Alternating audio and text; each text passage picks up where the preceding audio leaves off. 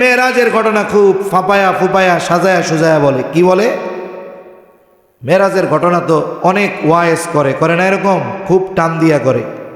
মূল কথাগুলো তো বলে না, বরং দেখা যায় যে কথাগুলো বলে এগুলো বলার কোনো প্রয়োজন নাই। কানে হাত দিয়া খুব এস্ক নিয়া টান দিয়া মেরাজের ওয়াজ আপনারা শুনছেন না? কানে টান দিয়া বলবে।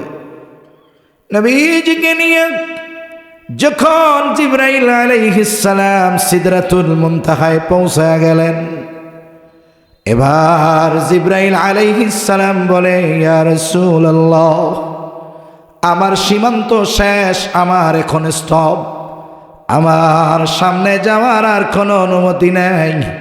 আমি যদি আর এক কদম সামনে যাই, আমার 70,000 নূরের পালক মুহূর্তে পুড়ে ছাই হয়ে যাবে। জিবরাইল আলাইহিস সালাম নবীজির সাথে আছেন। প্রথম আসমানে চলে যাওয়া হলো মুহূর্তের ভিতরে। প্রথম আসমানের দোরগোড়ায় হাজির। প্রত্যেকটা আসমানের দরজা আছে এবং এই আসমানের দরজায় পাহারা দেওয়ার জন্য ফিরিস্তারা আছে। ফিরিস্তারা জিজ্ঞাসা করলো কে? পরিচয় দেওয়া হলো মুহাম্মাদুর রাসূলুল্লাহ সাল্লাল্লাহু আলাইহি ওয়াসাল্লাম। এখন বলা হলো হ্যাঁ, ওনার জন্য দরজা খুলে দেওয়ার জন্য অনুমতি আছে। এবার প্রথম আসমানের দরজা খুলে দেওয়া হলো। ওই জায়গায় গিয়ে আমার আপনার নবীজির দেখা হলো। হযরত আদম আলাইহিস সালাতু ওয়াস সালামের সাথে জিবরাইল আলাইহিস সালাম পরিচয় করায়া দিলেন। ইনি হলেন মানবকুলের পিতা হযরত আদম আলাইহিস সালাম। এইবার আমার আপনার নবীজির বরকতের জন্য আদম আলাইহিস সালাম দোয়া করলেন। আদম আলাইহিস সালামের দোয়া নিয়া আমার আপনার নবী এইবার সফর শুরু করলেন দ্বিতীয় আসমানের দিকে। দ্বিতীয় আসমানের দরজা বন্ধ, ফিরিস্তারা পাহারায় আছে। জিজ্ঞাসা করা হলো কে? পরিচয় দেওয়ার পর বলা হলো হ্যাঁ, ওনার জন্য দরজা খুলে দেওয়ার অনুমতি আছে। দ্বিতীয় আসমানের দরজা খুলে দেওয়া হলো। ওই জায়গায় হযরত ঈসা ও ইয়াহইয়া আলাইহিমাস সালাম, এনারা দুইজন পরস্পর ছিলেন খালাতো ভাই। এই দুইজনের সাথে দেখা হলো। ওনারাও আমার আপনার নবীজির বরকত আর কল্যাণের জন্য দোয়া করলেন। পরিচয় পর্ব শেষে আবার রওনা হয়ে গেলেন আসমানের দিকে। তৃতীয় আসমানে যখন পৌঁছানো হলো, অনুরূপভাবে ফিরিস্তারা জিজ্ঞাসা করে কে? পরিচয় দেওয়া হলো মুহাম্মাদুর রাসূলুল্লাহ সাল্লাল্লাহু আলাইহি ওয়াসাল্লাম। হ্যাঁ, ওনার জন্য দরজা খোলার অনুমতি আছে। তৃতীয় আসমানে সাক্ষাৎ হলো হযরত ইউসুফ আলাইহিস সালাতু ওয়াস সালামের সাথে। নবীজি সাল্লাল্লাহু আলাইহি ওয়াসাল্লাম মেরাজ থেকে এসে ইউসুফ আলাইহিস সালামের সৌন্দর্যের কথা বর্ণনা করেছেন। ওই জায়গায় পরিচয় হলো আমার আপনার নবীজির কল্যাণ আর বরকতের জন্য তিনি দোয়া করলেন।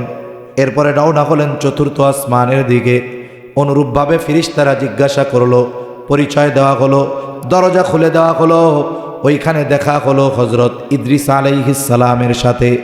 ওই জায়গায় ওনাদের সাথে সালাম বিনিময়, আমার আপনার নবীজির কল্যাণের জন্য দোয়া করলেন। এরপরে সফর শুরু হয়ে গেল পঞ্চম আসমানের দিকে। পঞ্চম আসমানে ওইভাবে দরজায় ফিরিস্তাদের সাথে কথোপকথন হলো। এরপরে পঞ্চম আসমানে সাক্ষাৎ হয়ে গেল হযরত হারুন আলাইহিস সালামের সাথে।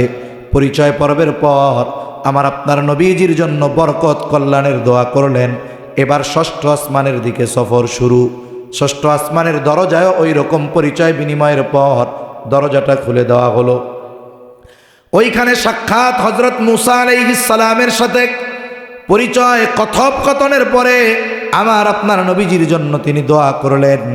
এবার সপ্তম আসমানের দিকে রওয়ানা। সপ্তম আসমানের দরজায়ও ওই রকম জিজ্ঞাসা করা হলো পরিচয় পর্ব শেষ হবার পর দরজাটা খুলে দেওয়া হলো। এই সপ্ত আসমানে সাক্ষাৎ হলো হযরত ইব্রাহিম আলাইহিস সালাতু ওয়াস সালামের সাথে। সপ্ত আসমানে একটা মসজিদ আছে বাইতুল মামুর। তিনি ওই মসজিদের সাথে হেলান দিয়ে বসা ছিলেন। পবিত্র কোরআনুল কারীমের সূরা বনী ইসরাঈলের প্রথম আয়াত তিলাওয়াত করেছি। আল্লাহ তাআলার কাছে তৌফিক চাই, আল্লাহ তাআলা কিছু কথা বলার তৌফিক দেন, যে কথাগুলো আমাদের সবার দুনিয়া এবং আখিরাতের জন্য যেন কল্যাণকর হয় সকলে জবান খুলে বলি আমিন। সম্মানিত উপস্থিতি, রজব মাস চলতেছে। রজব মাস হলো আল্লাহ তাআলা যেই মাসগুলোকে সম্মানিত মাস হিসাবে অভিহিত করেছেন, সেই মাসগুলোর মধ্যে অন্যতম একটি মাস রজব মাস। আল্লাহ তাআলা কুরআনুল কারীমের মধ্যে বলেন, ইন্না ইদ্দাতাশ শুহুরি ইনদাল্লাহি 12 শাহরান ফি কিতাবিল্লাহ 10 শাহরান ফি কিতাবিল্লাহি ইয়াওমা খালাকাস সামাওয়াতি ওয়াল আরদা মিনহা আরবাআতুন হুরুম যালিকাদ দীনুল কাইয়্যিম ফালা তাযলিমু ফীহিন্না আনফুসাকুম। আল্লাহ রাব্বুল আলামিন কুরআনুল কারীমের মধ্যে জানায় দেন, আসমান জমিনের সৃষ্টি থেকে নিয়েই আল্লাহ তাআলা 12টি মাস নির্ধারিত করেছেন। তার মানে এক বছরে 12 মাস, 12 মাসে বছর। এটা মানুষের দ্বারা বানানো কোনো বিষয় নয়, বরং মাস যে 12টা এটা আল্লাহ তাআলার পক্ষ থেকে সুনির্ধারিত। সাথে সাথে আল্লাহ তাআলা বলেন, মিনহা আরবাআতুন হুরুম, এই 12টি মাসের মধ্যে 4টি মাস হলো সম্মানিত মাস, 4টি মাস হলো মর্যাদাপূর্ণ মাস। এই 4 মাসের মধ্যে 3 মাস হলো ধারাবাহিক। হাদিসের মধ্যে আসছে জিলকাদ, জিলহাজ, মুহাররম, এই 3টা। আর একটা হলো রজব মাস, যেটা শাবান মাসের আগে। এই 4 মাস আল্লাহ তাআলা ঘোষণা করেছেন যে এই 4 মাস হলো সম্মানিত মাস। এই 4টি মাস জাহেলিয়াতের সময়ও মানুষেরা সম্মানিত মনে করত, যার কারণে এই সময়গুলোতে তারা সকল ধরনের যুদ্ধ, বিগ্রহ, হানাহানি, দ্বন্দ্ব থেকে সর্বোচ্চ বেঁচে থাকার চেষ্টা করত। কয়টা মাস? 4টি মাস। 3টা হলো ধারাবাহিক, জিলকাদ, জিলহাজ, মুহাররম। কেন এই 3 মাস ধারাবাহিক? বলে হজের জন্য। জাহেলিয়াতের সময়ও হজ ছিল, মানুষ যেন হজ করার জন্য নিরাপদে যাইতে পারে, আবার হজ করে নিরাপদে তার বাড়িতে ফিরতে পারে। এই জন্য এই 3টা মাস, হজের আগের মাস আর যেই মাসে হজ তার পরের মাস, এই 3টা মাস আল্লাহ তাআলা সম্মানিত মাস হিসাবে ঘোষণা করেছেন। আর রজব মাস কেন? কারণ রজব মাসে উমরার ফজিলতের কথা আসছে, সাহাবা একরামের আমল থেকে প্রমাণিত। তাহলে এই 4টি মাস হলো সম্মানিত মাস। এখন এই 4 মাসের আমল কি আছে? যেহেতু রজব মাস চলতেছে, রজব মাসের কথাগুলোই আমরা একটু শুনি। হাদিসের মধ্যে রজব মাসকে কেন্দ্র করে স্পেশাল বা স্পেসিফিকভাবে কোনো আমলের কথা আসে নাই। তবে আমাদের বাজারে কিছু কিতাব পাওয়া যায়, অগ্রহণযোগ্য কিতাব, যেমন মকসেদুল মুমিন, আমলে নাজাত। পড়ছেন না এগুলা? আগে মুসলমানের ঘরে কোরআন শরীফ না থাকলেও মকসেদুল মুমিন থাকতো। কোরআন শরীফ নাই কিন্তু আমলে নাজাত আছে। এই মকসেদুল মুমিন, আমলে নাজাত, এই ধরনের অগ্রহণযোগ্য কিতাবগুলার মধ্যে রজব মাসের এক একটা দিনের ব্যাপারে এক এক ধরনের ফজিলতের কথা বলা হইতো। প্রথম শুক্রবারে এই অমুক দিন এত রাকাত নামাজ পড়লে এই সোয়াব, এই সূরা দিয়ে নামাজ পড়লে এই সোয়াব। বলে এই ধরনের কোনো আমল কোরআন হাদিস থেকে প্রমাণিত নয়। তবে নবীজি সাল্লাল্লাহু আলাইহি ওয়াসাল্লাম এই রজব মাস যখন আগমন করত, মোটামুটি রমজান যেন সুন্দরভাবে অতিবাহিত করা যায়, এই জন্য সাহাবা একরামকে উদ্বুদ্ধ করতেন। যেমন আমরা একটা দোয়া পড়ি, দোয়া, যদিও বর্ণনাটা দুর্বল, তবে কথাগুলো তো ভালো। হাদিসের মধ্যে আসছে, যেহেতু আমলের বিষয়, কোনো বিধান সংক্রান্ত হাদিস না, নবীজি বলেন, আনাস রাদিয়াল্লাহু তাআলা আনহুর সূত্রে বর্ণিত, যখন রজব মাস আগমন করত নবীজি সাল্লাল্লাহু আলাইহি ওয়াসাল্লাম বলতেন, আল্লাহুম্মা বারিক লানা ফি রজব ওয়া শাবান ওয়া বাল্লিগনা রমাদান। নবীজি সাল্লাল্লাহু আলাইহি ওয়াসাল্লাম বলতেন, আল্লাহ আপনি আমাদেরকে রজব শাবানের বরকত দান করেন, ওয়া বাল্লিগনা রমাদান আমাদেরকে রমজান পর্যন্ত পৌঁছায়া দেন। দোয়া করতেন, সাথে সাথে আলাদাভাবে কোনো দিন ক্ষণ কেন্দ্র করে কোনো আমল নবীজি করতেন না। তবে নবীজি তো সবসময় রোজা রাখতেন, সোম বৃহস্পতিবার রোজা রাখতেন। তার রজব মাসে মাঝে মধ্যে এমন হইতো নবীজি ধারাবাহিক রোজা রাখতেন। সাহাবায়ে কেরাম বলেন, আমরা মনে করতাম উনি মনে হয় রোজা আর ছাড়বেন না। আবার কিছুদিন রোজা এমনভাবে গ্যাপ দিতেন, সাহাবায়ে কেরাম বলেন আমরা মনে করতাম উনি মনে হয় আর রোজা রাখবেন না। তার মানে এবাদতে একটা ব্যালেন্স, উম্মতের প্রতি স্পেশাল বা আলাদাভাবে নবীজি চাপায়া দেন নাই। তার মানে কেউ চাইলে রাখতেও পারে, কেউ চাইলে না রাখতেও পারে। তবে আমাদের সালাফগণের আমল কি ছিল বলে, রজব মাস আসলে কেমন যেন রমজানের বাতাস প্রবাহিত হইত। যেমন যে কোনো সিজন হঠাৎ করে চলে আসে না। পৌষ মাঘ এই দুইটা মাস হলো শীতের মাস, কিন্তু শীতের আবহাওয়া টের পাওয়া যায় কার্তিক মাসের শেষ থেইকা। দেখবেন গ্রাম অঞ্চলে যারা থাকে, কার্তিক মাস একেবারে সকালবেলায় ফজরের পরে দেখা যায় সামান্য কুয়াশা কুয়াশা, ঠান্ডা ঠান্ডা বাতাস। তার মানে বোঝা যায় শীত আগমন করতেছে, পরিপূর্ণ শীত পৌষ এবং মাঘ মাসে। কিন্তু কার্তিক মাস থেকে মোটামুটি আলামত পাওয়া যায়। অনুরূপভাবে যখন রজব মাস চলে আসতো, সালাফরা কেমন যেন রমজানের ঘ্রাণ পেয়ে রমজানের জন্য নিজেদেরকে প্রস্তুত করতেন। তবে আলাদাভাবে কোনো আমল যে রজব মাস কেন্দ্রিক আছে এটা নাই। তবে প্রস্তুতির জন্য আমল করা যাইতে পারে। কেন? আমরা তো ইবাদতের ব্যাপারে উদাসীন। যদি আমরা সারা বছর যেই নফল সিয়ামগুলো আছে, নফল রোজাগুলো আছে, আইয়াম বীজের রোজা, সোম বৃহস্পতিবারের রোজা, এই রোজাগুলো যদি আমরা কন্টিনিউ রাখায় অভ্যস্ত হইতাম, তাইলে রোজার মাসে আমাদের রোজা রাখতে কষ্ট হইতো না। কিন্তু আমাদের পরিস্থিতি কি?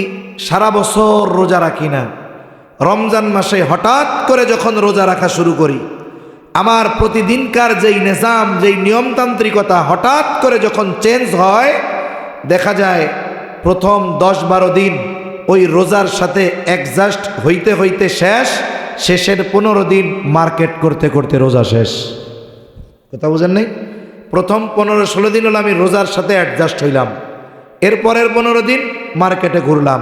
রমজান মাস ইবাদতের এই প্রথম 15 দিন মসজিদে শুইয়া গড়াগড়ি দিয়া শেষ, আর শেষের 15 দিন মার্কেট আর বাড়ি যাওয়ার প্রস্তুতিতে শেষ।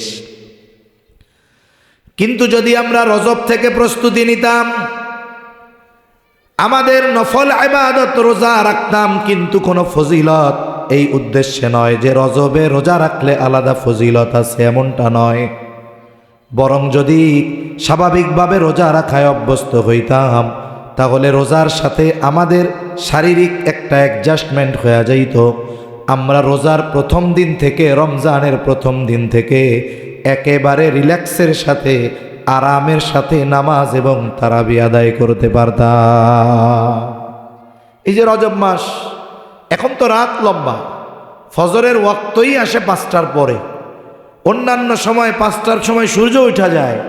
এখন যদি আমরা একটু চেষ্টা করি যে না, সুবহে সাদিকের 20 মিনিট আগে উঠব, একটু অজু করে 2-4 রাকাত নামাজ পড়ব, একটু লম্বা সূরা দিয়া পড়ব, বা লম্বা সূরা পারি না, এক সূরা বারবার তিলাওয়াত করে নামাজটারে লম্বা করব, যদি এইভাবে আমরা ফরজ বা নফল ইবাদতে অভ্যস্ত হইতাম, তাহলে তারাবিতে দীর্ঘ সময় দাঁড়ায় থাকতে কষ্ট হইতো না।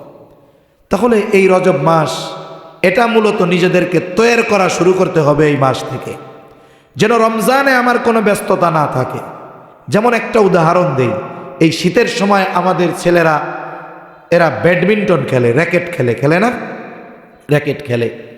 একটা বছর বা 6 মাস গ্যাপ দেওয়ার পরে প্রথম দিন যখন খেলে সারা শরীর এরপরে 8-10 দিন ব্যথা হয়ে থাকে, কিন্তু যখন এই ব্যথাটা চলে যায় তার অর্গ্যানগুলো ইজি হয়ে যায়, এরপরে আর দৌড়াইতে, ব্যাডমিন্টন খেলতে, বল খেলতে আর ব্যথায় না। কেন? এই যে প্রথম একটু যখন খেলা শুরু করছে একটু কষ্ট হয়েছে, কষ্টটা যখন অতিক্রম করছে এখন ওইটার সাথে ওর একটা অ্যাডজাস্টমেন্ট হয়ে গেছে। অনুরূপভাবে আমরা যদি এখন থেকেই মোটামুটি রোজা রাখায় অভ্যস্ত হয়ে যাই, আমরা যদি এখন থেকেই আয়াম বীজের রোজাগুলো রাখি, সোম বৃহস্পতিবারের রোজা রাখি, হয়তো জীবনে অনেক রোজা গেছে, আমি আপনি বালেগ হয়ে গিয়েছিলাম কিন্তু শয়তানের ধোকায় রোজা রাখি নাই, একটু নিয়ত করে ওই রোজাগুলাও রাখি যে আল্লাহ মাফ করে দেন, কাজা আদায় করতেছি, কাফারা দেওয়ার মতো অবস্থা নাই, এইভাবে যদি আমরা রাখি আশা করা যায় রোজার আসার আগে আমরা রোজার সাথে অ্যাডজাস্ট হয়ে যাব, এক প্রাণবন্ত রমজান আশা করা যায় অতিবাহিত করতে পারবো। ঠিক কিনা বলেন? তাহলে রজব মাস এটা কেমন যেন রমজানের বাতাস প্রবাহিত হয়, ঘ্রাণ পাওয়া যায়। তবে আমাদের দেশে রজব মাস অন্য আরেকটা বিষয়কে কেন্দ্র করে মোটামুটি বেশ প্রসিদ্ধ। এখন আসেন আরেকটা কথা বলা দরকার, এই যে হারাম মাস, সম্মানিত মাস, এই মাস সমূহে মূল আমলটা কি? আল্লাহ তাআলা গুরুত্বপূর্ণ একটি আমলের কথা বলে দিয়েছেন। অন্যান্য মাসে স্পেশাল যেই আমলগুলো আছে সেগুলোর কথা কোরআন হাদিসে আছে, তবে সম্মানিত 4টি মাসের ব্যাপারে আল্লাহ তাআলার একটি গুরুত্বপূর্ণ নির্দেশনা আছে, ফালা তাযলিমু ফীহিন্না আনফুসাকুম। এই সম্মানিত মাস সমূহে তোমরা নিজেরা নিজেদের উপরে জুলুম করিও না। এই মাস সমূহে তোমরা নিজেদের উপরে নিজেরা জুলুম করিও না। যে কোনো গুনার কাজ যে কোনো সময় করা মন্দ, তবে একই গুনাহ বা একই পাপ কেউ যদি খোলা জায়গায় করে, ওই পাপের কাজটা যদি মসজিদে করে, বলেন তো পাপ একই, স্থান পরিবর্তনের কারণে এই মসজিদে যদি করে, এইটার ব্যাপারে আমরা বেশি গুরুত্ব আরোপ করব, সেন্সিটিভ হব, বেশি রাগান্বিত হব। ঠিক কিনা বলেন? কি বলবো, কত বড় পাপীর পাপীরে আল্লাহর ঘর মসজিদেও আইসা পাপ করে, অথচ ওই পাপ সে বাইরে করে, অথচ ওই পাপ আমরা হইতে দেখি, অনেক সময় কিছু বলি না, কিন্তু ওই পাপ যদি মসজিদে হয় তাহলে আমরা কি বলবো, কত বড় নাফরমান, বাইরে পাপ করে করে এক কথা, এই পাপ মসজিদের মধ্যে আইসাও করতেছে। তার মানে একই কর্ম স্থান পরিবর্তনের কারণে কতটা গুরুত্বপূর্ণ হয়ে ওঠে, কতটা জঘন্য হয়ে ওঠে। অনুরূপভাবে আবার একই পাপ কেউ যদি শবে কদরের রজনীতে করে, শবে বরাতের রজনীতে করে, কি বলবেন, কত বড় নাফরমান। এমনি সময় পাপ করে এক বিষয় করে, আবার শবে বরাতের রাত, শবে কদরের রাত, এই রাতেও পাপ করতেছে, কত বড় জঘন্য ব্যক্তি। তার মানে একই জিনিস সময় এবং স্থান পরিবর্তনের কারণে ওইটা আরও গুরুত্ববহ এবং বেশি শাস্তির কারণ হয়ে যায়। অনুরূপভাবে নেকের কাজও এরকম হয়। নেকের কাজ অনেক সময় স্থান আর সময়ের কারণে আল্লাহ তাআলা দাম বাড়ায় দেয়। যেমন মনে করেন আজকে যদি কেউ মাগরিবের নামাজ বাংলাদেশে পড়ে থাকে, বাংলাদেশে নামাজ পড়ছে, মাগরিবের নামাজ কয় রাকাত? জোরে বলেন না কয় রাকাত? এখন 3 রাকাতের যেই সওয়াব, এখন যদি কোনো ব্যক্তি এই মাগরিবের নামাজ মসজিদুল আকসায় পড়তে পারত, বলে সওয়াব কমপক্ষে আল্লাহ 250 গুণ বাড়ায়া দিত। কত গুণ? আরো জোরে বলেন কত গুণ? যদি এই নামাজটা মসজিদে নববীতে পড়তে পারত তাইলে সওয়াব কমপক্ষে 1000 গুণ। যদি এই নামাজটা মসজিদুল হারামে পড়তো তাহলে এর সওয়াব কমপক্ষে 1,00,000 গুণ আল্লাহ বাড়ায়া দিত। তাহলে নামাজ মাগরিবের রাকাতও 3টা, কিন্তু জায়গার দামের কারণে এই ইবাদতের দাম আল্লাহর কাছে বেড়ে যায়। অনুরূপভাবে একই পাপ খোলা জায়গায় করতেছে আর এই রকম পবিত্র জায়গায় করার কারণে ওই পাপের শাস্তি আর অপরাধ অতি বেশি বলে পরিগণিত হয়। তাহলে রজব মাস, এই মাসে আমাদের মূল কাজ কি? ফালা তাযলিমু ফীহিন্না আনফুসাকুম, আল্লাহ তাআলার নির্দেশ, তোমরা নিজেদের উপরে জুলুম করো না।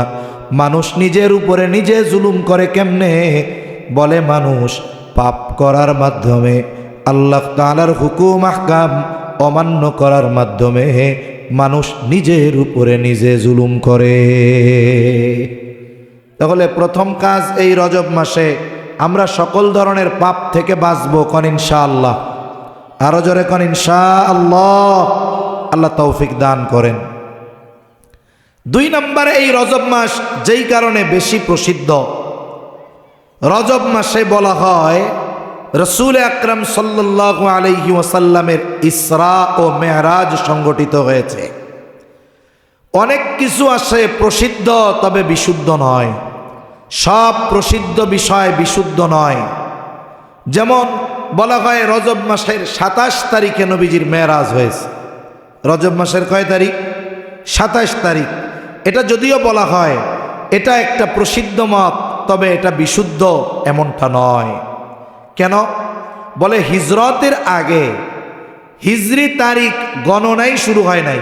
এর আগে ঐতিহাসিক কোনো বিষয়কে নির্দিষ্ট তারিখের সাথে সংযুক্ত করে হিসাব রাখা হইতো না, বরং ঐতিহাসিক কোনো বিষয়কে বছরের সাথে সম্পৃক্ত করে রাখা হইতো।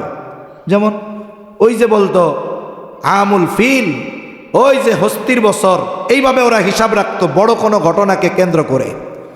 তা মেরাজ 27 তারিখে হোক বা না হোক, আগে হোক বা পরে হোক, এই তারিখ যদি কেউ উল্টাপাল্টা বলে এতে কোনো সমস্যা নাই। তবে মেরাজ যে হয়েছে, আল্লাহর রসুলকে আল্লাহ তাআলা মসজিদুল হারাম থেকে মসজিদে আকসা নিয়েছেন, ওইখান থেকে সপ্ত আকাশ পাড়ি দিয়ে আরশে আজিম সফর করিয়েছেন, এটা যদি কেউ অস্বীকার করে তাহলে তার ঈমানের সমস্যা আছে। তাহলে মেরাজ হয়েছে, কোনো সন্দেহ আছে? সাউন্ড আরো বাড়ান, সাউন্ড আরো ছাড়েন, কানে আরো আওয়াজ আসতে হবে, আরো ছাড়েন। তাহলে মেরাজ যে হয়েছে এ ব্যাপারে কারো কোনো সন্দেহ আছে? শুনুন, অনেক মডারেট মুসলমান সংশয় ঢুকায়া দিতে চায় আমাদের মধ্যে। কি বলতে চায়? বলে মেরাজ হয়েছে, এটা স্বপ্নে হয়েছে। কিন্তু মেরাজ যে হয়েছে এটা সশরীরে হয়েছে, কোনো সন্দেহ নাই। আল্লাহ তাআলা তার হাবিবকে মসজিদে আকসা থেকে সরাসরি আরশে আজিম সফর করিয়েছেন সশরীরে। আল্লাহ যদি চান, এটা আল্লাহর জন্য কঠিন কোনো বিষয় নয়, বরং অতি অতি সহজ বিষয়, ঠিক কিনা? এখন এই মেরাজের সূচনা কেমনে হয়েছে? নবীজি সাল্লাল্লাহু আলাইহি ওয়াসাল্লাম কাবার হাতিমের মধ্যে ছিলেন, আর এক বর্ণনায় উম্মে হানির ঘরে ছিলেন। জিবরাইল আলাইহিস সালাম আসলেন, ওনাকে ডাকলেন। এবার ওনার সিনা চাক করা হলো, বক্ষ বিদীর্ণ করা হলো ওপেন হার্ট সার্জারির জন্য। একটা সময় মেরাজের ব্যাপারে মানুষ বলতো যে ওনারে মেরাজে গেছে, এটা তো পরের হিসাব। একজন মানুষের বুক যদি চিরে এই মানুষটা বাইসা থাকে কেমনে, ওই সময় মানুষেরা বলতো। অথচ বর্তমান আধুনিক চিকিৎসা বিজ্ঞান এতটা উন্নত হয়েছে, চিকিৎসা বিজ্ঞান, যে একটা মানুষের ওপেন হার্ট সার্জারি করা হয়, তাকে পুরাপুরি সেন্সলেস করা হয় না, একেবারে সে তার অপারেশন স্বচক্ষে স্ক্রিনের মধ্যে দেখতে পারে। বুক চিরে ফেললে, কেটে ফেললেই যে মানুষ মরে যায় এমনটা নয়, বরং যেই আল্লাহ মানুষকে এই জ্ঞান দিয়েছেন, ওই আল্লাহ 1500 বছর আগে আমার আপনার নবীজির সিনা চাক করিয়েছেন। এটা আল্লাহর জন্য অতি অতি সহজ বিষয়। নবীজি সাল্লাল্লাহু আলাইহি ওয়াসাল্লামের এই বক্ষ বিদীর্ণ করা হলো শিশুকালে, যখন নবীজি সাল্লাল্লাহু আলাইহি ওয়াসাল্লাম ছোট ছিলেন, হালিমাতুস সাদিয়ার বাড়িতে ছিলেন। ওই সময় একবার নবীজি সাল্লাল্লাহু আলাইহি ওয়াসাল্লামের সিনা চাক করা হয়। কেন করা হয়? নবীজির মধ্য থেকে শিশু সুলভ বিষয়গুলোকে বের করা ফেলা হয়। কারণ আল্লাহ তাআলা যাকে নবুয়াত দিবেন, এই নবুয়াতের মহান জিম্মাদারি পালনের জন্য শুরু থেকেই আল্লাহ তাআলা তাদেরকে প্রস্তুত করে তুলে। এজন্য নবীজির মধ্যে কোনো শিশু সুলভ আচরণ পরিলক্ষিত হইত না। নবীজি সাল্লাল্লাহু আলাইহি ওয়াসাল্লামের ছোটবেলায় একবার সিনাচাক হয়, বক্ষ বিদীর্ণ করা হয়। এরপরে কেউ কেউ বলেন যৌবনকালে একবার করা হয়। কারণ কি, মানুষের যৌবনের কারণে অনেক ধরনের চাহাত আসতে পারে। নবীজি সাল্লাল্লাহু আলাইহি ওয়াসাল্লামকে ওই সময় একবার করা হয়, আর একবার এই মেরাজ ইসরার পূর্বে রাসূলুল্লাহ সাল্লাল্লাহু আলাইহি ওয়াসাল্লামের সিনাচাক করা হয়। এই সিনাচাক হয়েছে, এটার প্রমাণ হযরত আনাস রাদিয়াল্লাহু তাআলা আনহু তিনি বলেন, আমি রাসূল আকরাম সাল্লাল্লাহু আলাইহি ওয়াসাল্লামের বুকে সেলাইয়ের দাগ দেখতে পেরেছি। আমি নবীজির বুকে সেলাইয়ের দাগ দেখেছি। সার্জারি করলে যেমন সেলাই হয়, ওইরকম সেলাইয়ের দাগ আমি নবীজির বুকে দেখেছি। আনাস রাদিয়াল্লাহু তাআলা আনহু বলেন, আর এটা এখন প্রমাণিত, আধুনিক চিকিৎসা বিজ্ঞানে এটা প্রমাণিত যে মানুষের সিনা চাক যদি করা হয়, এরপরে কি করে হার্ট বের করে ফেলে। নবীজির হৃৎপিণ্ড তো ধুয়ে দেওয়া হয়েছে জমজমের পানি দিয়া, এখন ওই হার্ট বের করে রক্তনালী খুঁজে খুঁজে বাইপাস করে, ব্লকগুলোকে আউট করে, এখন করে। কিন্তু আজ থেকে যদি 200 বছর আগে বলা হইতো মানুষের এক সময় বুক চেরা হবে, হার্ট বের করে এরপরে এর ভেতরে রক্তনালীতে ব্লক থাকলে ওগুলো পরিষ্কার করা হবে অথবা বাইপাস করা হবে, তাইলে বলতো ও মিয়া এ কথা তুমি পাইছো কোথায়, ঠিক কিনা বলেন? কিন্তু নবীজি সাল্লাল্লাহু আলাইহি ওয়াসাল্লাম 1500 বছর আগে নবীজির সিনা চাক হয়েছে। এর দ্বারা কি হলো? সফর তো হবে ঊর্ধ্বলোকে, এই জন্য আগের থেকেই নবীজিকে প্রস্তুত করা হলো। আপনারা অনেকে জানেন মানুষ স্পেস শিপের মধ্যে থাকে, আকাশে আছে। মানুষ চাঁদে গেছে 50,000 কিলোমিটার পাড়ি দিয়ে। পৃথিবীর আবহাওয়া আর পৃথিবীর বাইরের আবহাওয়া এক নয়। স্বাভাবিকভাবে যখন কোনো বিমান 30, 35, 38,000 ফিট উপরে উঠে যায়, 10,000 মিটার উপরে উঠে যায়, তখন ওই জায়গার বায়ু চাপ এমন থাকে যে কোনো মানুষকে যদি বাইরে দেওয়া হয় মুহূর্তের ভিতরে সে মারা যাবে। পৃথিবীর বায়ুমণ্ডলের বাইরে অবস্থা আরও খারাপ, ওই সব জায়গায় মানুষ ইচ্ছা করলেই বের হতে পারে না। এই জন্য যারা চাঁদে যায়, যারা স্পেসশিপে যায়, মহাকাশ ভ্রমণে যায়, এদেরকে দীর্ঘকাল ব্যাপী আগে ট্রেনিং দেওয়া হয়। নাসার তত্ত্বাবধানে বছরের পর বছর ট্রেনিং দেওয়ার পর ওই জায়গার আবহাওয়ার সাথে অ্যাডজাস্টমেন্ট করার জন্য যা দরকার ওইগুলো করার পর এরপরে তাকে স্পেসশিপে মহাকাশে পাঠানো হয়। যেহেতু আমার আপনার নবীজির সফর শুধুমাত্র মসজিদে হারাম থেকে মসজিদে আকসা পর্যন্ত শেষ নয়, বরং নবীজির সফর এক লম্বা সফর। সপ্ত আকাশ পাড়ি দিয়ে আরশে আজিম পর্যন্ত এ বড় সফর হবে। এই জন্য আমার আপনার নবীজির সিনা চাকের মাধ্যমে আমার আপনার নবীজিকে ঊর্ধ্বলোকের সফরের জন্য তৈরি করা হলো। এইবার সফর শুরু হবে। বাহন কি? বলে বোরাক। দেখবেন আমাদের দেশে অনেক জায়গায় মাহফিলগুলার মধ্যেও মাঝে মধ্যে আসে বোরাকের পোস্টার নিয়ে আসে না? আমাদের রোডেও কিন্তু বোরাক চলে। ইজি বাইকগুলোর পেছনে কি লেখা থাকে? বোরাক। আবার অনেক জায়গায় দেখছি এক সময় মাহফিলের মধ্যেও পোস্টার নিয়ে আসে একটা ঘোড়া, মাথার কাছে একজন মানুষের মাথা, 2টা ডানা আছে। এটারে কি লেখে? কয়টা হলো মেরাজের বাহন বোরাক। নাউজুবিল্লাহ। চিন্তা করে, বোরাক কথা বলছে, হাদিসের মধ্যে আসছে। এই জন্য মানুষের মাথা না হইলে কথা কইতে পারে, এই জন্য মাথা লাগাইছে। এরপরে বোরাক তো উইড়া চলে, এই জন্য 2টা ডানা দিয়ে দিছে আর নাম দিছে এটার বোরাক। অথচ নবীজি সাল্লাল্লাহু আলাইহি ওয়াসাল্লাম বলেন ঘোড়ার চাইতে ছোট, খচ্চরের চাইতে বড় এই ধরনের একটা আকৃতির প্রাণী। এখন এটার গতি কত? অনেকে আবার ব্যাখ্যা করে প্রাণীটার নাম যেহেতু বোরাক, বারকুন শব্দের অর্থ হলো বিদ্যুৎ, তা এই প্রাণীটা বিদ্যুতের গতিতে চলে, এই জন্য এটার নাম হলো বোরাক। না, যদি বিদ্যুতের গতিতে প্রতি সেকেন্ড বিদ্যুতের গতিতে ওটা চলে তাহলে সপ্ত আকাশ পাড়ি দেওয়া সম্ভব নয়। তাহলে বোরাকের গতিসীমা কত? বলে প্রতি পদক্ষেপে বোরাক এই পরিমাণ পথ অতিক্রম করে দৃষ্টিসীমার শেষ পর্যন্ত।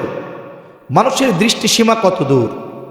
আমরা যেই চন্দ্র দেখি এটা 50,000 কিলোমিটার, সূর্য যেটা দেখি বলে দূরত্ব 9,30,00,000 মাইল। এরপরে যদি আকাশ পরিষ্কার থাকে রাতের বেলায় মিটি মিটি তারা দেখি, বলে এক একটা তারকা কোটি কোটি সূর্য গিলে ফেলতে পারে, ওইটাও আমরা দেখি, ওটাও আমাদের দৃষ্টির মধ্যে। বলে এই তারকার কাছে যদি কারো পৌঁছাতে হয়, আলোর গতিতে যদি সেকেন্ডে যদি 1,86,000 মাইল গতিতে ছুটতে থাকে, কোটি কোটি বছর পার হয়ে যাবে, ওই তারকার নাগাল দুনিয়ার মানুষ পাবে না। তাহলে দৃষ্টিসীমার শেষ পর্যন্ত মানে কি? যে এর গতি যে বিদ্যুতের গতি তা নয়, এর গতি যে আলোর গতি তা নয়, বরং হাদিসের মধ্যে আসছে এর প্রতি পদক্ষেপ হলো দৃষ্টিসীমার শেষ পর্যন্ত। এত গতি সম্পন্ন একটি বাহন দিয়ে আল্লাহ তাআলা আমার আপনার নবীজির সফর করিয়েছেন। রাসূল আকরাম সাল্লাল্লাহু আলাইহি ওয়াসাল্লামের সফর শুরু ইসরা। ইসরা হলো জমিন থেকে জমিনে যেই ভ্রমণটা হয়েছে সেটা হলো ইসরা। এবার নবীজি সফরের জন্য প্রস্তুত, বাহনও প্রস্তুত, সফর শুরু। আল্লাহ তাআলা কোরআনুল কারীমে সূরা বানী ইসরাঈলের মধ্যে এই সফরের কথা আল্লাহ তাআলা বলেন, সুবহানাল্লাযী আসরা বিআবদিহি লাইলাম মিনাল মসজিদিল হারামি ইলাল মসজিদিল আকসা। আল্লাহ রাব্বুল আলামিন বলেন, পবিত্র সেই সত্তা, সুবহানাল্লাযী আসরা বিআবদিহি, যিনি তার বান্দাকে রাতের বেলায় ভ্রমণ করিয়েছেন, লাইলাম মিনাল মসজিদিল হারামি ইলাল মসজিদিল আকসা। এই ভ্রমণটা গোটা রাত ব্যাপী হয়েছে এমনটা নয়, বরং আল্লাহ তাআলা জানায় দেন এই ভ্রমণটা হয়েছে রাতের কিছু অংশে। ওই সময়ের মাসের পর মাসের পথ, মুহূর্তের ভিতরে আল্লাহ সুবহানাহু ওয়া তাআলা আমার আপনার নবীজিকে সফর করিয়েছেন মসজিদুল হারামি ইলাল মসজিদিল আকসা। তিনি তার বান্দাকে রাতের কিছু অংশে মসজিদুল হারাম থেকে মসজিদে আকসা পর্যন্ত সফর করিয়েছেন। এই সফরটা করানোর উদ্দেশ্য কি? আল্লাহ তাআলা বলেন, আল্লাযী বারাকনা হাওলাহু লিনুরিয়াহু মিন আয়াতিনা। উদ্দেশ্য হলো এই পৃথিবীতে যত নবী রাসূল এসেছেন, যত পয়গম্বর আলাইহিমুস সালামের আগমন ঘটেছে, অধিকাংশের আগমন মসজিদে হারাম থেকে মসজিদে আকসার এই এরিয়ার মধ্যে। এই জায়গাটার মধ্যে আল্লাহ তাআলার অনেক নিদর্শন আছে। এই নিদর্শনগুলো আল্লাহ তাআলা দেখায়া দেখায়া তার হাবিবকে সফর করিয়েছেন। এখন কথা হলো, আর একটু দূরে যাইতে পারলো না? মসজিদে আকসা পর্যন্ত কেন? বলে মসজিদে আকসার ব্যাপারে আল্লাহ বলেন, আল্লাযী বারাকনা হাওলাহু লিনুরিয়াহু মিন আয়াতিনা। এর চতুর্পাশে আশেপাশে অনেক বরকতময় নিদর্শন আছে, এগুলোকে আমার আপনার নবীজিকে দেখানোর জন্য স্থলপথে আল্লাহ ভ্রমণ করিয়েছেন। এখন নবীজি সাল্লাল্লাহু আলাইহি ওয়াসাল্লাম পৌঁছায়া গেছেন কোথায়? মসজিদুল আকসা। সেই মসজিদে আকসা, যেই মসজিদে আকসা এখন, এটা হলো রাসূল আকরাম সাল্লাল্লাহু আলাইহি ওয়াসাল্লামের মেরাজ শুরুর স্থান। ইসরা মসজিদুল হারাম থেকে মসজিদে আকসা, মসজিদে আকসা থেকে সফর শুরু হলো মেরাজের। মেরাজ শব্দের অর্থ হলো সিঁড়ি। এজন্য মুফাসসিরিনে কেরাম বলেন, বিশেষ সিঁড়ির মাধ্যমে আল্লাহ তাআলা আমার আপনার নবীজিকে এই সফরটা করিয়েছে। এখন নবীজি সাল্লাল্লাহু আলাইহি ওয়াসাল্লাম মসজিদুল আকসায় গেছেন। এর আগে উনি মসজিদে আকসায় যান নাই। মসজিদে আকসায় নামাজ পড়ার ফজিলতের কথা আছে। এই জায়গায় কয়েকটা বিষয় আছে। এই জায়গায় বিষয়টা হলো যে রাসূল আকরাম সাল্লাল্লাহু আলাইহি ওয়াসাল্লাম 2 রাকাত নামাজ ওইখানে পড়ছেন। সকল নবী আলাইহিমুস সালামের উপস্থিতিতে কেউ কেউ বলেন আগে নামাজ পড়ছেন 2 রাকাত, কোন কোন বর্ণনা পরে নামাজ পড়ছেন 2 রাকাত। এখন নামাজ জামাতে ইমাম হিসাবে নবীজি সাল্লাল্লাহু আলাইহি ওয়াসাল্লামের ইমামতিতে সকল নবী রাসূলগণের আল্লাহ কর্তৃক কুদরতিভাবে ওই উপস্থিতিতে ওই জায়গায় নবীজির ইমামতিতে 2 রাকাত নামাজ হয়েছে। এটা আগে হয়েছে না পরে হয়েছে, কয়েক ধরনের বর্ণনা আসছে। যাই হোক, নবীজি সাল্লাল্লাহু আলাইহি ওয়াসাল্লাম ওই জায়গায় গেছেন। যারা বলে ওই 2 রাকাত নামাজ পরে হয়েছে, তাদের যুক্তি হলো নবীজি সাল্লাল্লাহু আলাইহি ওয়াসাল্লামের সাথে যেহেতু সবার ওই জায়গায় পরিচয় হয়ে গেছে নামাজের সময়, তাইলে নতুন করে যখন উনি এক এক আসমানে উঠলেন, এক একজনের সাথে ওনার পরিচয় করায় দেওয়ার দরকার কি ছিল? কথা বুঝেন নাই? আবার কেউ কেউ বলেন নামাজটা আগে হয়েছে, কিন্তু ওইখানে শুধু নামাজই হয়েছে, সবার সাথে পরিচয় করানো হয় নাই। যাওয়ার সময় প্রত্যেকের সাথে আবার আলাদা আলাদা করে পরিচয় হয়েছে। যেটাই হোক, নবীজি সাল্লাল্লাহু আলাইহি ওয়াসাল্লাম ওইখান থেকে মেরাজের সফর শুরু, নবীজি সাল্লাল্লাহু আলাইহি ওয়াসাল্লামের ঊর্ধ্বলোকের সফর শুরু হয়ে গেছে। জিবরাইল আলাইহিস সালাম নবীজির সাথে আছেন। প্রথম আসমানে চলে যাওয়া হলো মুহূর্তের ভিতরে। প্রথম আসমানের দোরগোড়ায় হাজির। প্রত্যেকটা আসমানের দরজা আছে এবং এই আসমানের দরজায় পাহারা দেওয়ার জন্য ফিরিস্তারা আছে। ফিরিস্তারা জিজ্ঞাসা করল কে? পরিচয় দেওয়া হলো মুহাম্মাদুর রাসূলুল্লাহ সাল্লাল্লাহু আলাইহি ওয়াসাল্লাম। এখন বলা হলো হ্যাঁ, ওনার জন্য দরজা খুলে দেওয়ার জন্য অনুমতি আছে। এবার প্রথম আসমানের দরজা খুলে দেওয়া হলো। ওই জায়গায় গিয়ে আমার আপনার নবীজির দেখা হলো। হযরত আদম আলাইহিস সালাতু ওয়াস সালামের সাথে জিবরাইল আলাইহিস সালাম পরিচয় করায়া দিলেন।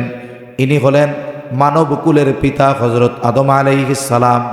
এইবার আমার আপনার নবীজির বরকতের জন্য আদম আলাইহিস সালাম দোয়া করলেন। আদম আলাইহিস সালামের দোয়া নিয়া আমার আপনার নবী এইবার সফর শুরু করলেন দ্বিতীয় আসমানের দিকে। দ্বিতীয় আসমানের দরজা বন্ধ, ফিরিস্তারা পাহারায় আছে। জিজ্ঞাসা করা হলো কে? পরিচয় দেওয়ার পর বলা হলো হ্যাঁ, ওনার জন্য দরজা খুলে দেওয়ার অনুমতি আছে। দ্বিতীয় আসমানের দরজা খুলে দেওয়া হলো। ওই জায়গায় হযরত ঈসা ও ইয়াহইয়া আলাইহিমাস সালাম, এনারা 2 জন পরস্পর ছিলেন খালাতো ভাই। এই 2 জনের সাথে দেখা হলো। ওনারাও আমার আপনার নবীজির বরকত আর কল্যাণের জন্য দোয়া করলেন। পরিচয় পর্ব শেষে আবার রওনা হয়ে গেলেন আসমানের দিকে। তৃতীয় আসমানে যখন পৌঁছানো হলো, অনুরূপভাবে ফিরিস্তারা জিজ্ঞাসা করে কে? পরিচয় দেওয়া হলো মুহাম্মাদুর রাসূলুল্লাহ সাল্লাল্লাহু আলাইহি ওয়াসাল্লাম। হ্যাঁ, ওনার জন্য দরজা খোলার অনুমতি আছে। তৃতীয় আসমানে সাক্ষাৎ হলো হযরত ইউসুফ আলাইহিস সালাতু ওয়াস সালামের সাথে। নবীজি সাল্লাল্লাহু আলাইহি ওয়াসাল্লাম মেরাজ থেকে এসে ইউসুফ আলাইহিস সালামের সৌন্দর্যের কথা বর্ণনা করেছেন। ওই জায়গায় পরিচয় হলো আমার আপনার নবীজির কল্যাণ আর বরকতের জন্য তিনি দোয়া করলেন। এরপরে রওনা হলেন চতুর্থ আসমানের দিকে। অনুরূপভাবে ফিরিস্তারা জিজ্ঞাসা করলো, পরিচয় দেওয়া হলো, দরজা খুলে দেওয়া হলো। ওইখানে দেখা হলো হযরত ইদ্রিস আলাইহিস সালামের সাথে। ওই জায়গায় ওনাদের সাথে সালাম বিনিময়, আমার আপনার নবীজির কল্যাণের জন্য দোয়া করলেন। এরপরে সফর শুরু হয়ে গেল পঞ্চম আসমানের দিকে। পঞ্চম আসমানে ওইভাবে দরজায় ফিরিস্তাদের সাথে কথোপকথন হলো। এরপরে পঞ্চম আসমানে সাক্ষাৎ হয়ে গেল হযরত হারুন আলাইহিস সালামের সাথে। পরিচয় পর্বের পর আমার আপনার নবীজির জন্য বরকত কল্যাণের দোয়া করলেন। এবার ষষ্ঠ আসমানের দিকে সফর শুরু। ষষ্ঠ আসমানের দরজায় ওই রকম পরিচয় বিনিময়ের পর দরজাটা খুলে দেওয়া হলো। ওইখানে সাক্ষাৎ হযরত মূসা আলাইহিস সালামের সাথে। পরিচয় কথোপকথনের পরে আমার আপনার নবীজির জন্য তিনি দোয়া করলেন। এবার সপ্তম আসমানের দিকে রওয়ানা। সপ্তম আসমানের দরজায়ও ওই রকম জিজ্ঞাসা করা হলো পরিচয় পর্ব শেষ হবার পর দরজাটা খুলে দেওয়া হলো। এই সপ্ত আসমানে সাক্ষাৎ হলো হযরত ইব্রাহিম আলাইহিস সালাতু ওয়াস সালামের সাথে। সপ্ত আসমানে একটা মসজিদ আছে বাইতুল মামুর, তিনি ওই মসজিদের সাথে হেলান দিয়ে বসা ছিলেন। একেবারে বলা হয় বাইতুল্লাহ যেই বরাবর ঠিক সেই বরাবর 7 আসমানের উপরে একটা মসজিদ বাইতুল মামুর। ফিরিস্তারা ওই জায়গা তাওয়াফ করে। তা ফিরিস্তার সংখ্যা কত? এই প্রশ্নের জবাবে নবীজি সাল্লাল্লাহু আলাইহি ওয়াসাল্লাম বলেছেন, 7ম আসমানে একটা মসজিদ আছে, এই মসজিদের নাম বাইতুল মামুর। বাইতুল্লাহ যেমন তাওয়াফ করা হয়, ফিরিস্তারাও এখানে তাওয়াফ করতে থাকে। বলে একসাথে একবারে 70,000 ফিরিস্তা তাওয়াফ করে। যারা একবার তাওয়াফ কইরা বের হয়, কিয়ামতের আগে আর তাওয়াফ করার মতো কোনো সুযোগ পাবে না। এরা আল্লাহর সেনাবাহিনী, ফিরিস্তা। এদের সংখ্যা কত দুনিয়ার কেউ জানে না, একমাত্র যিনি জানেন তিনি কে? ইব্রাহিম আলাইহিস সালামের সাথে পরিচয় পর্ব শেষ। এইবার জিবরাইল আলাইহিস সালামের সাথে আমার আপনার নবীজি পৌঁছায় গেলেন একেবারে সীমান্তের বড়ই গাছের কাছে। কোরআনুল কারীমের মধ্যে আল্লাহ সুবহানাহু ওয়া তাআলা মেরাজের কিছু কথা আল্লাহ তাআলা বর্ণনা করেন। ইনদা সিদরাতিল মুনতাহা ইনদাহা জান্নাতুল মাওয়া। সিদরাতুল মুনতাহার কাছে পৌঁছায়া গেছে।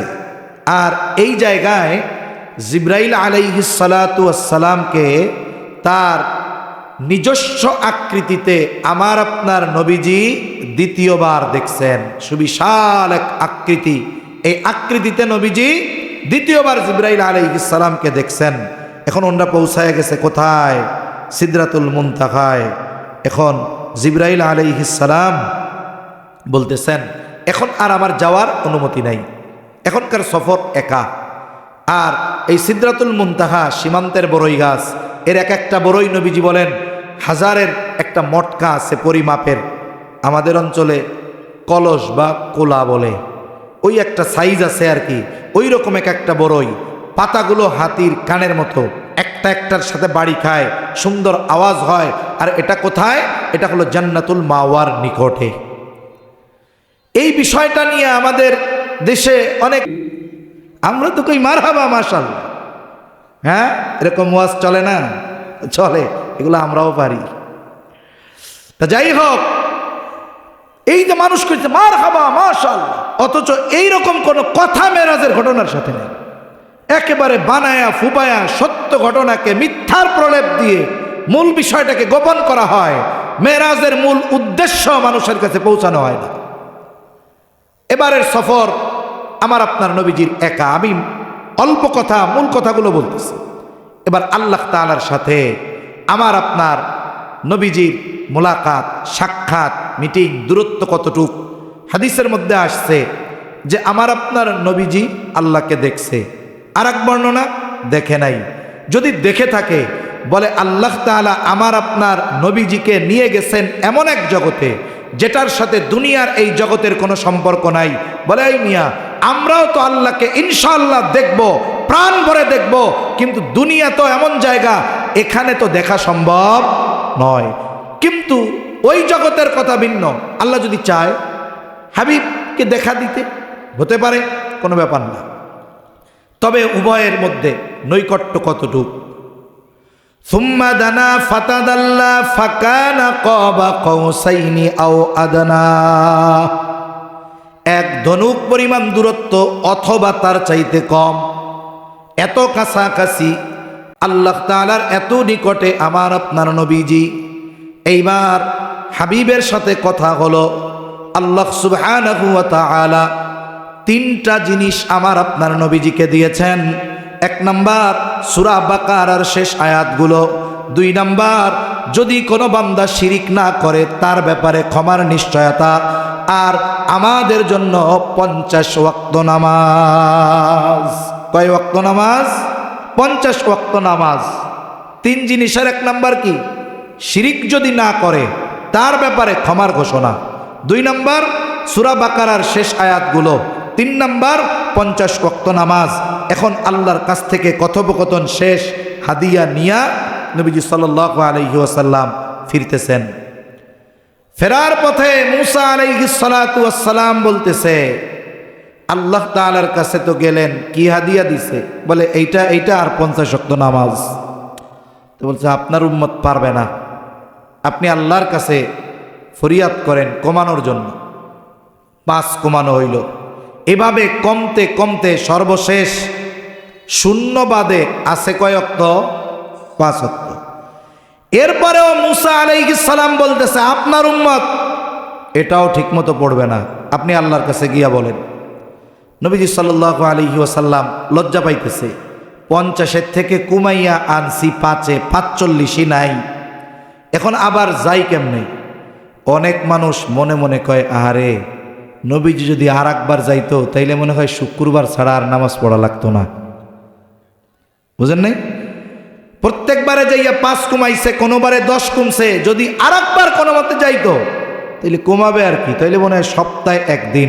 আমি বলি যদি ওইটাই হইতো তাইলে যারা চিন্তা করতেছে ওরা গোটা হায়াতে একদিনও জুমার নামাজই পড়তো না। এখন তো সপ্তাহে একদিন হাজিরা দেয়, ওই সময় সাপ্তাহিক নামাজটাও পড়তো না। এখন এই 5 ওয়াক্ত নামাজ, তবে আল্লাহ তাআলা প্রতিদানের ক্ষেত্রে কোনো কমতি দেন নাই, কারণ আল্লাহ তাআলা যেই প্রতিদান ঘোষণা করেন ওটার থেকে কমান না, কিন্তু বান্দার ক্ষেত্রে আল্লাহ সহজ করেন। আমলের ক্ষেত্রে নবীজিকে আল্লাহ জানায় দিলেন হাবিব 50 ওয়াক্ত নামাজ ছিল, এখন আপনার উম্মত 5 ওয়াক্ত পড়বে। বলে 5 ওয়াক্ত পড়বে, তবে 50 ওয়াক্তের সওয়াব আমি আল্লাহ তাকে দিয়ে দিব। আমল হালকা হইছে, প্রতিদান হালকা হয় নাই। এজন্য যখন কোনো ইমানদার কোনো আমল করে, হাদিসের মধ্যে আসছে তার সওয়াব কমপক্ষে 10 থেকে 700 গুণ পর্যন্ত আল্লাহ তাআলা বাড়ায়া দেয়। এই নামাজ মেরাজ থেকে নবীজি নিয়ে আসছেন। আমাদের তো মেরাজের সবচাইতে বড় শিক্ষা ছিল নামাজি হওয়া। নামাজকে মুমিনের মেরাজ বলা হয়। কেন বলা হয়? বলা হয় এই কারণে, এটা হাদিস না, তবে বলা হয় এই কারণে যে আল্লাহ তাআলা মেরাজে গিয়ে আল্লাহর সাথে নবীজি কথা বলেছেন, আর যখন বান্দা নামাজে দাঁড়ায় তখন বান্দার সাথে আল্লাহর কথোপকথন শুরু হয়ে যায়। সহিহ মুসলিমের মধ্যে আসছে, বান্দা সূরা ফাতিহা পড়ে, প্রত্যেকটা আয়াত পড়ে, আর তার পড়ার জবাব আল্লাহ দেয়। বান্দা বলে আলহামদুলিল্লাহি রাব্বিল আলামিন, আর আল্লাহ বলে হামিদানি রব্বি হামিদানি আবদি, হে রে আমার বান্দা আমার প্রশংসা করেছে। এইভাবে এক একটা আয়াত বান্দা পড়ে, আর বান্দার এই আয়াত পড়ার কথার জবাব কে দেন? এজন্যই তো নামাজ এমন এক ইবাদত, যখন আমরা তাকবীরে তাহরিমা বলে নামাজের মধ্যে প্রবেশ করি, দুনিয়ার অনেক বৈধ কাজ, ভালো কাজ সাময়িকভাবে আমাদের জন্য নিষিদ্ধ হয়ে যায়, ঠিক কিনা বলেন? এই দৃষ্টিকোণ থেকে নামাজকে মুমিনের মেরাজ বলা হয় আর কি। নবীজি সাল্লাল্লাহু আলাইহি ওয়াসাল্লাম মেরাজ থেকে ফিরে আসলেন। ওই যে কেউ কেউ বলেন সুন্নাত কি? সুন্নাত হলো মেহমান যদি বাড়িতে আসে বিদায় দেওয়ার সময় কিছু দূর আগায়া দেওয়া। এই যে আগায়া দিবে নবীজিকে, এই সময় সব নবী আমার আপনার নবীজির সাথে বাইতুল মুকাদ্দাসে আবার আসছে। এই জায়গায় জামাতে 2 রাকাত নামাজ হয়েছে, আর জিবরাইল আলাইহিস সালাম ইকামত দিয়েছে। এখন ইমামতি করবে কে? ইব্রাহিম আলাইহিস সালাম আমার আপনার নবীজিকে সামনে ঠেলে দিয়েছে। আমার আপনার নবীজি সকল নবীদের ইমাম হিসাবে নামাজ আদায় করিয়েছেন। এজন্য আমার আপনার নবী হলেন নবীদেরও নবী, আমার আপনার নবীজি হলেন নবীদের ইমাম। এবার নবীজি সাল্লাল্লাহু আলাইহি ওয়াসাল্লাম ফিরে আসলেন মক্কায়। পরের দিন সকালবেলায় এই গুরুত্বপূর্ণ বিষয়টা সবার কাছে বলা দরকার, সবার কাছে জানানো দরকার। নবীজি সাল্লাল্লাহু আলাইহি ওয়াসাল্লাম চিন্তা করতেছেন কি করা যায়। কাবার চত্বরে মুসলমান কয়েকজন ইমামদার সাহাবা একরামকে নিয়ে নবীজি বসা, কারণ মেরাজ সংগঠিত হয়েছে হিজরতের পূর্বে, ওই সময় মুসলমানদের সংখ্যা কম। এইবার নবীজির সামনে সাহাবা একরাম বসা, নবীজি সাল্লাল্লাহু আলাইহি ওয়াসাল্লাম সকলকে মেরাজের ঘটনা সুন্দরভাবে জানায়া দিলেন। এর মধ্যে থেকেও কয়েকজন, এদের মনের মধ্যে সংকোচন আসলো, কিরে এটা কেমনে হয়, এটা কিভাবে সম্ভব? আর এই ঘটনা শুইনা আবু জেহেল ওতবা সাহেবা বলে পাইছি, এইবার এই ঘটনা আর দুনিয়ার কোনো মানুষরে বিশ্বাস করানো লাগবো না। এখন ওই মজলিসে হযরত আবু বকর সিদ্দিক রাদিয়াল্লাহু তাআলা আনহু ছিলেন না। আবু বকর ছিলেন রাসূল আকরাম সাল্লাল্লাহু আলাইহি ওয়াসাল্লামের বিশ্বস্ত সবচাইতে কাছের বন্ধু।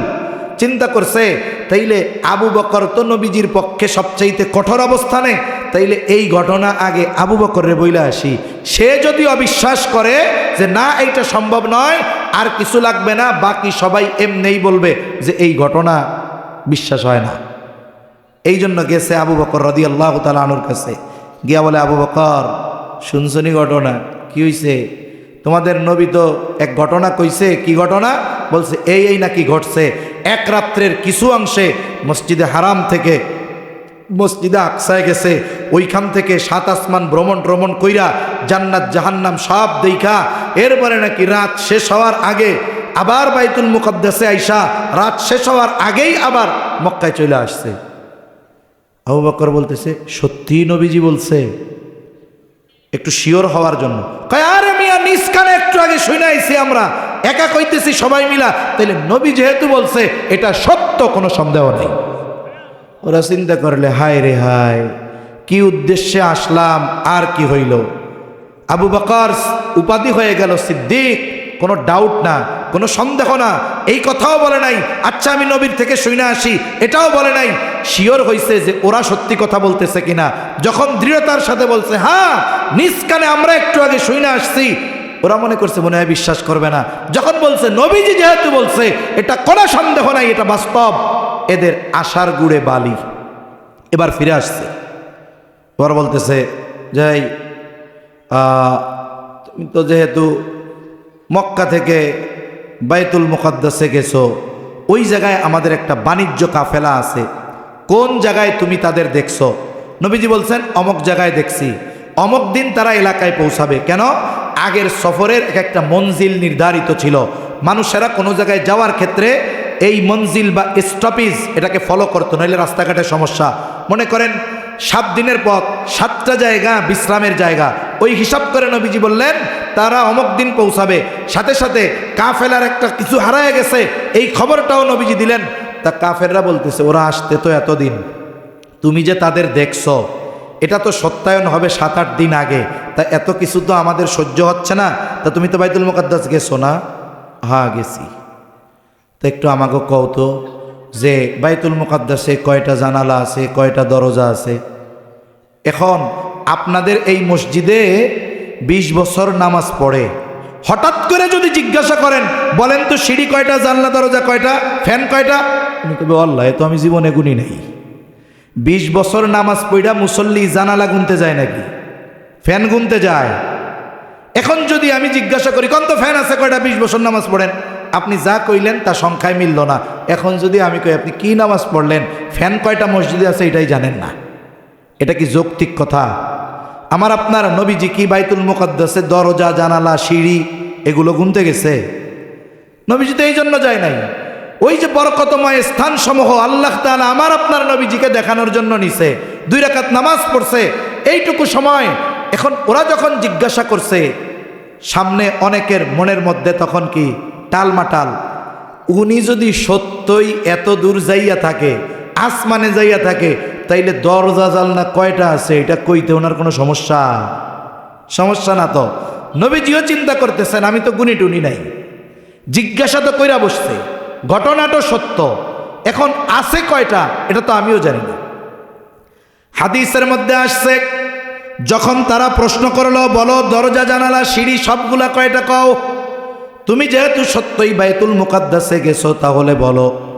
আবার তুমি তো বলতে পারবা কারণ তুমি মক্কা থেকে মসজিদুল আকসা সেখান থেকে আরশে আজিম সফর করেছ, এটা তো বলা কোনো ব্যাপারই না। আসলে তো নবীজি গোনে নাই, আর আমার আপনার নবীজি তো আলিমুল গায়েব নয় যে তিনি ওইটাকে এখান থেকে বসে বসে দেখে তিনি বইলা দিবেন। হাদিসের মধ্যে আসছে নবীজি বলেন ফাজালাল্লাহু লি বাইতুল মুকদ্দাস ফাতাফিকতু উখবিরুহুম নবীজি সাল্লাল্লাহু আলাইহি ওয়াসাল্লাম বলেন আমার সামনে বাইতুল মুকদ্দাসকে তুলে ধরা হলো, ফাতাফিকতু উখবিরুহুম আন আয়াতিহি ওয়া আনা আনজুরু। জিবরাইল আলাইহিস সালাম আল্লাহ তাআলার বিশেষ কুদরতে আমার সামনে বাইতুল মুকদ্দাসকে তুলে ধরা হলো। আর আমি দেখে দেখে বাইতুল মুকাদ্দাসের ব্যাপারে কাফেরদের সব প্রশ্নের জবাব দিয়ে দিলাম। এত কিছুর পরেও কি কয়? এটা জাদুকর। লাস্টে কি কয়? চিন্তা করছো? সব কইয়া দেয়। এখন বিষয় হলো, এই মেরাজ সংগঠিত হয়েছে, কোনো সন্দেহ আছে? এর উপরে আমাদের ঈমান রাখতে হবে, কোনো সন্দেহ নাই। অনেকে সংশয় সন্দেহ মনের মধ্যে ঢুকায়া দিবে যে না, এটা সম্ভব নয়, সশরীরে যাবে কেমনে? ঊর্ধ্বলোকের আবহাওয়া, অতিমাত্রায় তাপ, মুহূর্তের ভিতরে গলে যাওয়া সম্ভব। আরে বেটা, এই পৃথিবীর যত কিছু আছে সব কিছুর নিয়ন্ত্রণ আমার রবের হাতে, ঠিক কিনা বলেন? সেই রব যদি সকল প্রতিবন্ধকতাকে দূর করে তার হাবিবকে আরশে আজিমে নেয়, পৃথিবীর কোন শক্তি আছে আমার আপনার নবীকে ঠেকায় রাখবে? আছে। এজন্য ঈমান, এটা ঈমানি বিষয়, আকীদার বিষয় যে মেরাজ সংগঠিত হয়েছে, সশরীরে হয়েছে। মেরাজ থেকে উম্মতের জন্য নবীজি ক্ষমার ঘোষণা নিয়ে আসছেন। মেরাজ থেকে উম্মতের জন্য আল্লাহর হাদিয়া 5 ওয়াক্ত নামাজ নিয়ে এসেছেন। এই উম্মতের জন্য সূরা বাকারার শেষ কয় আয়াত আরশে আজিম থেকে আল্লাহর পক্ষ থেকে নবীজি হাদিয়া নিয়ে আসছেন। এখন এই মেরাজের শিক্ষা কি? দেখবেন নামাজ কালাম পড়বে না, কয়েকদিন পরেই দেখেন আপনাদের মসজিদের ইমামের কাছে ঘর থেকে আমার মা বোনেরা বাচ্চাদের পাঠাবে, একটু হুজুর রেজি গাইস, নামাজের মেরাজের নামাজ কয় রাকাত? একটু হুজুর রেজি গাইস, মেরাজের রোজা কয়টা রাখতে হইব? অথচ মেরাজের মূল শিক্ষা আমরা তো ওই সময় পরিপূর্ণভাবে আমল করব যখন আমার নামাজ ছুটে যাবে না, ঠিক কিনা বলেন? এই রজব মাসের পরিপূর্ণ শিক্ষা আমার মধ্যে তো তখন আসবে যখন আমি গুনাহ থেকে বেঁচে থাকব। এজন্য সম্মানিত উপস্থিতি, এই রজব মাস এটা 1 নম্বর আল্লাহ কর্তৃক ঘোষিত সম্মানিত একটি মাস, হারাম মাস। এই মাস থেকে আমরা রমজানের প্রস্তুতি নেওয়া শুরু করব, নেক আমল বেশি বেশি করব, কোনো টার্গেট বা উদ্দেশ্য বা ফজিলত কেন্দ্র করে নয়।